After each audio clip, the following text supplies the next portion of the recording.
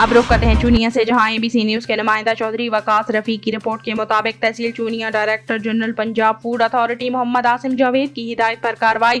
Food safety team کا چونیا میں واقع علی حسین ملک یونٹ پر چھاپا، 2000 لیٹر کیمیکل سے تیار جعلی دودھ طلب کر لیا گیا، ملزمان کے خلاف مقدمہ درج کر لیا۔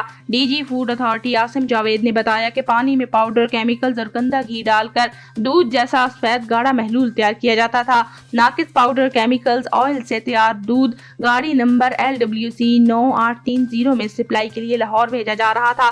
فوڈ سیفٹی ٹیم نے دودھ بردار گاڑی، 288 لیٹر کوکنگ آئل، 1000 کلو خشک دودھ اور دودھ بنانے والی مشینری کو ضبط کر لیا گیا۔